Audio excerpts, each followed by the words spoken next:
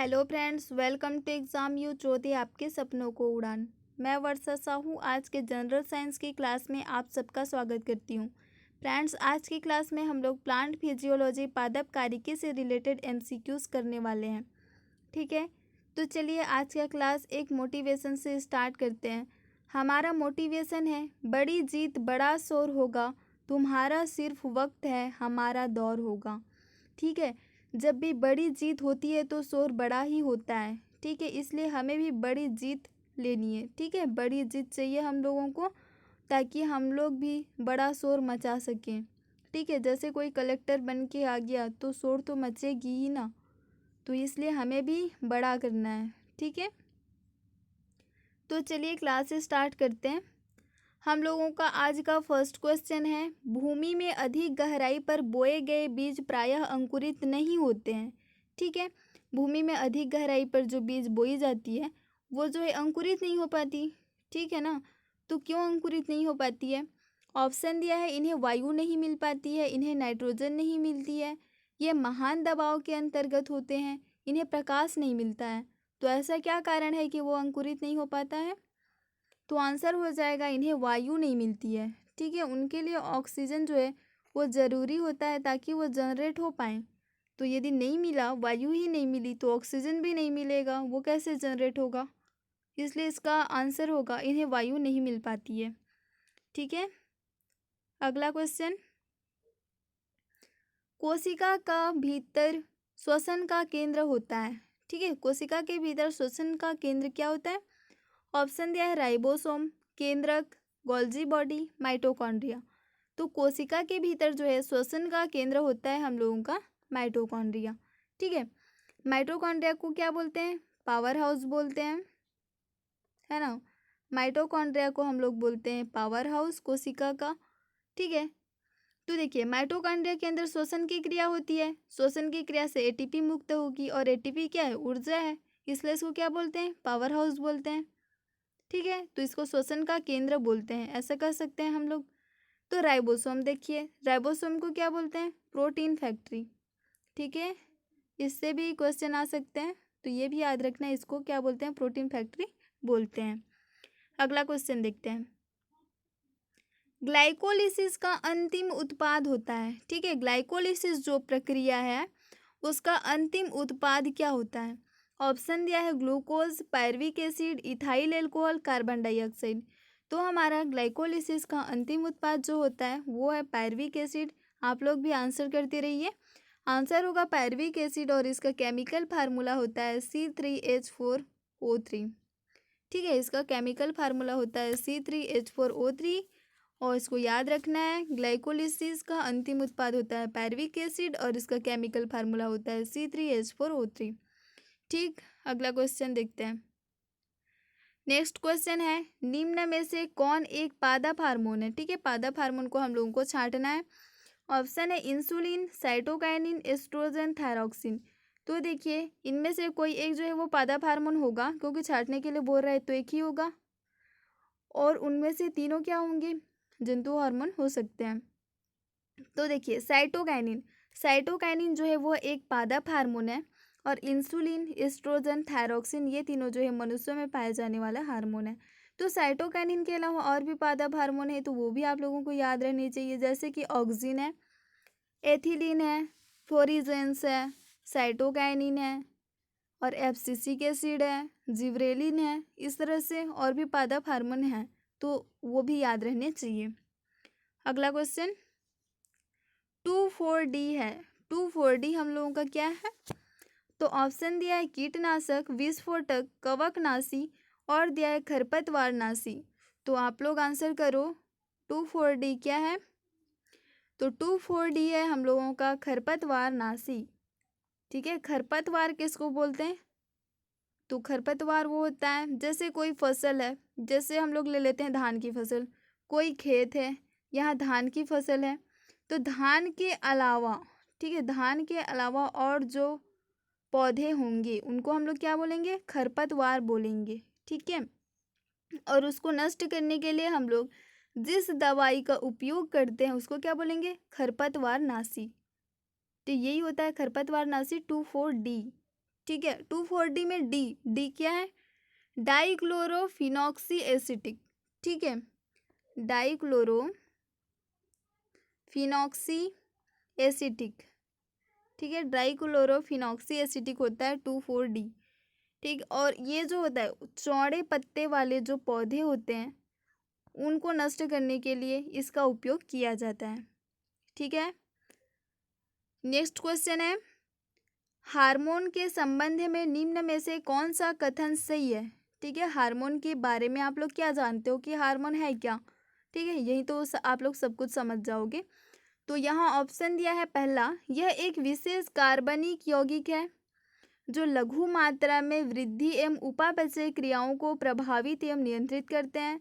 इन्हें वृद्धि नियंत्रक पदार्थ भी कहते हैं। इनका प्रभाव विभिन्न सांद्रता और विभिन्न अंगों पर अलग अलग पड़ता है। उपर्युक्त सभी कथन सही है। तो क्या हो जाएगा इसका आंसर? तो इसका आंसर होगा उपर्युक्त सभी कथन सही है, क्योंकि देखिए हार्मोन जो है वो एक कार्बनिक यौगिक है, साथ ही उसकी कम मात्रा में आवश्यकता होती है, ठीक है, उपापचयी क्रियाओं को प्रभावित करती है, उसको नियंत्रित करती है, इसको वृद्धि नियंत्रक पदार्थ भी कहते हैं, ठीक है। और ये अलग अलग सांद्रता और अलग अलग अंगों पर अलग अलग प्रभाव पड़ता है उसका, ठीक है, अलग अलग प्रभाव डालता है। तो ये हार्मोन की विशेषताएं होगी, उसके कार्य हो गए, तो ये उपर्युक्त सभी कथन जो है वो सही है। अगला क्वेश्चन है, इंडोल एसिटिक एसिड क्या है? ठीक है, इंडोल एसिटिक एसिड जो है वो है क्या, इसको हम लोगों को बताना है, ठीक है। तो ऑप्शन क्या दिया है? एंजाइम, कवकनाशक, एमिनो एसिड, ऑक्सिन। तो इंडोल एसिटिक एसिड हम लोगों का है ऑक्सिन, ठीक है, ऑक्सिन से होता है। और इसका केमिकल फार्मूला क्या है? C10H9NO2, ठीक है, C10H9NO2। नेक्स्ट क्वेश्चन, ऑक्सिन से संबंधित कौन सा कथन सही है? ऑप्शन है, इसके कारण पौधों में शीर्ष प्रमुखता हो जाती है, यह पत्तियों का विलगन रोकता है, यह खरपतवार को नष्ट करता है। उपर्युक्त सभी कथन सही है। तो क्या होगा इसका आंसर? तो आंसर हो जाएगा उपर्युक्त सभी, क्योंकि शीर्ष प्रमुखता हो जाती है पौधों में, ठीक है, पत्तियों का विलगन जो है उसको रोकता है, साथ ही खरपतवार को नष्ट भी करता है। तो आंसर हो जाएगा ऑक्सिन। उपर्युक्त सभी कथन सही है। नेक्स्ट क्वेश्चन है, किस पादप हार्मोन के छिड़काव से, ठीक है, पादप हार्मोन का छिड़काव करते हैं तो अनिषेक फल प्राप्त किए जा सकते हैं? तो हम लोग किस पादप हार्मोन का छिड़काव करें कि हमें अनिषेक फल प्राप्त हो जाए? ऑप्शन है auxin, cytokinin, gibberellin, abscisic acid. तो क्या है उस हार्मोन का नाम क्या है? आंसर है ऑक्सिन, ठीक है। ऑक्सिन का यदि हम लोग छिड़काव करते हैं तो हम लोगों को अनिषेक फल प्राप्त हो जाते हैं। अनिषेक फल मतलब बिना निषेचन के फल की प्राप्ति हो जाती है। अगला क्वेश्चन है, कोशिका विभाजन में मदद करने वाला पादप हार्मोन है? कोशिका विभाजन में कौन सा पादप हार्मोन जो है वो मदद करता है? Abscisic acid, gibberellin, cytokinin, auxin. तो कोशिका विभाजन में मदद करने वाला हार्मोन कौन सा है? साइटोकाइनिन, ठीक है। साइटोकाइनिन जो है हम लोगों के कोशिका विभाजन में मदद करता है, ठीक है। कोशिका सेल से हम लोग याद कर सकते हैं साइटोकाइनिन। तो और साइटोकाइनिन देखते हैं, तो साइटोकाइनिन का आप लोग कमेंट में आंसर करो, क्या हो जाएगा? साइटोकाइनिन के खोजकर्ता कौन है? तो साइटोकाइनिन के जो खोजकर्ता हैं वो हैं मिलर, ठीक है। ऐसे प्लस क्वेश्चन भी आ सकते हैं। तो साइटोकाइनिन के खोजकर्ता है मिलर। अगला क्वेश्चन है, निम्नलिखित में से कौन सा हार्मोन पादप कोशिकाओं को इस प्रकार बढ़ने के लिए प्रेरित करता है जिससे पादप को मुड़ा हुआ प्रतीत होता है? ऑप्शन है cytokinin, auxin, gibberellin, abscisic acid. तो क्या होगा इसका आंसर? ऑक्सिन, ठीक है, ऑक्सिन जो है इसका राइट आंसर होगा। अगला क्वेश्चन देखते हैं, निम्नलिखित में से कौन सा पादप हार्मोन बीजों सुप्तावस्था में रखता है तथा पत्तियों के विलगन में मुख्य भूमिका निभाता है? तो क्या होगा, मुख्य भूमिका कौन निभाता है? तो आंसर हो जाए, ऑप्शन है auxin, gibberellin, cytokinin, abscisic acid. तो आप लोग आंसर करो, क्या होगा आंसर? Abscisic acid. ठीक है, एब्सिसिक एसिड होगा इसका आंसर।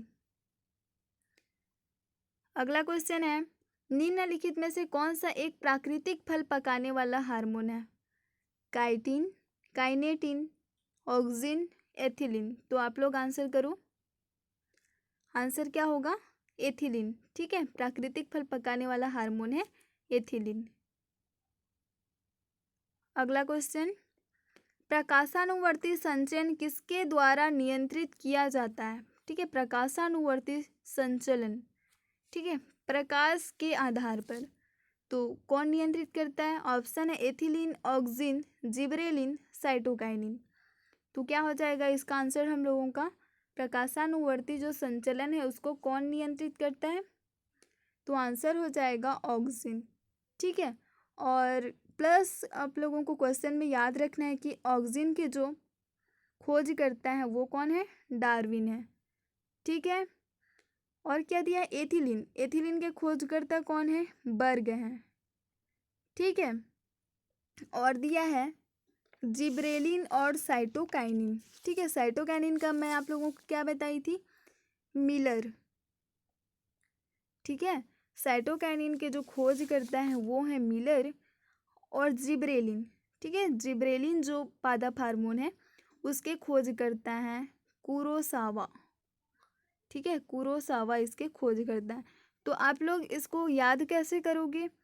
तो जैसे एथिलीन के खोजकर्ता मैं बता दी आप लोगों को बर्ग। ठीक है, तो एथिलीन को आप लोग समझिए पॉलीथीन। ठीक है, पॉलीथीन, एथिलीन, तो पॉलीथीन, और बर्ग को समझिए बैग। ठीक है, इसको ऐसे रिलेट करके याद रखना है। तो पॉलीथीन से क्या बनता है? बैग बनता है। तो एथिलीन के खोजकर्ता कौन हो गए? बर्ग हो गए। ऑक्सिन और डार्विन को कैसे समझते हैं? जैसे ऑक्सिन को ले लेते हैं ऑक्सीजन से, और डार्विन में जो वीन आ रहा है मतलब जीत, तो ऑक्सीजन धावक के लिए जरूरी होती है ताकि वो जीत पाए। तो क्या होगा? ऑक्सिन का और डार्विन। ठीक है, और क्या दिया है हम लोगों का? साइटोकाइनिन। तो साइटोकाइनिन का मैं क्या बताई? मिलर। ठीक है, तो साइट पे मिलने के लिए बुलाते हैं। ठीक है, मिलने के लिए बुलाते हैं, मिलने क्या हो गया? मिलर हो गया। साइटोकाइनिन हो गया। तो क्या हो जाएगा साइटोकाइनिन का? मिलर। ठीक है, और क्या बच गया? जिब्रेलिन, है ना। तो जिब्रेलिन को कैसे आप लोग समझोगे? देखिए, जिब्रेलिन में आप लोग ले सकते हो जेब्रा, है ना। कुरोसावा क्या होता है? ऐसे लाइनिंग। ठीक है, कुरोसावा। तो इससे हम लोग क्या समझ सकते हैं कि जिब्रेलिन के खोजकर्ता कौन है? कुरोसावा। ठीक है, नेक्स्ट क्वेश्चन। क्वेश्चन दिया है हम लोगों का, पादप वृद्धि हार्मोन जिब्रेलिन किससे निकाले जाते हैं? ऑप्शन है कवक, जीवाणु, शैवाल, उपर्युक्त में से कोई नहीं। तो पादप वृद्धि हार्मोन जिब्रेलिन किससे निकाले जाते हैं? आंसर क्या हो जाएगा हम लोगों का? आंसर हो जाएगा कवक। ठीक है, पादप वृद्धि हार्मोन जो जिब्रेलिन होते हैं वो कवक से निकाले जाते हैं। अगला क्वेश्चन है, निम्न में से कौन एक खरपतवार मारक है? मतलब क्या? खरपतवार नाशी। तो ऑप्शन दिया है NAA2,4-D, ABA, GA। ठीक है, तो क्या हो जाएगा? ABA किसको बोलते हैं पता है ना? एब्सिसिक एसिड, पादप हार्मोन ही है। इसका आंसर होगा 2,4-D, है ना। 2,4-D होगा, एक खरपतवार नाशी है। इसको हम लोग पहले भी पढ़ चुके, तो यही होगा आंसर 2,4-D। चौड़े पत्ते वाले खरपतवार को नष्ट करने के लिए इसका उपयोग हम लोग करते हैं। नेक्स्ट क्वेश्चन है, पादप वृद्धि अनुमापन के साथ किस भारतीय वैज्ञानिक का नाम जुड़ा हुआ है? वैज्ञानिक का नाम बताना है। ऑप्शन है HG Khurana, CV Raman, JC Bose, Meghnath Saha. तो क्या होगा आंसर? JC बोस। ठीक है, JC बोस जो है इससे संबंधित हैं। अगला क्वेश्चन, निम्न में से किस पेड़ को अपनी वृद्धि के लिए सर्वाधिक मात्रा में जल की आवश्यकता होती है? ऑप्शन है आम, बबूल, अमरूद, यूकेलिप्टस। तो क्या होगा इसका आंसर? यूकेलिप्टस। यूकेलिप्टस को हम लोग क्या बोलते हैं? नीलगिरी, है ना, नीलगिरी। और इसको अधिक मात्रा में जल और न्यूट्रिएंट की आवश्यकता होती है। क्या होता है? बहुत लंबे पेड़ होते हैं नीलगिरी या यूकेलिप्टस के, और बहुत पतले, मतलब पतले होते हैं और लंबे बहुत होते हैं, ठीक है। और ये क्या है, एंजियोस्पर्म का एक मेंबर है। अगला क्वेश्चन, ऑक्सेनोमीटर का प्रयोग करते हैं। ऑक्सेनोमीटर का प्रयोग हम लोग किस लिए करते हैं? ऑप्शन है प्रकाश संश्लेषण की दर मापने के लिए, वृद्धि के मापन के, और दिया है रसाकर्षण की दर मापने में, ऊर्जा ह्रास की दर मापने में, ठीक है। तो किसको मापने के लिए हम लोग ऑक्सेनोमीटर का उपयोग करते हैं? तो आंसर हो जाएगा वृद्धि को मापने के लिए, ठीक है। वृद्धि के मापन में हम लोग ऑक्सेनोमीटर का उपयोग करते हैं। अगला क्वेश्चन है, पौधों में वृद्धि होती है। ऑप्शन है जीवन पर्यंत, केवल निश्चित अवधि तक, रुक रुक कर जीवन भर, पौधों में वृद्धि होती ही नहीं है। तो पौधों में वृद्धि होती है ना, पता है कि होती है, तो आंसर होगा जीवन पर्यंत, ठीक है।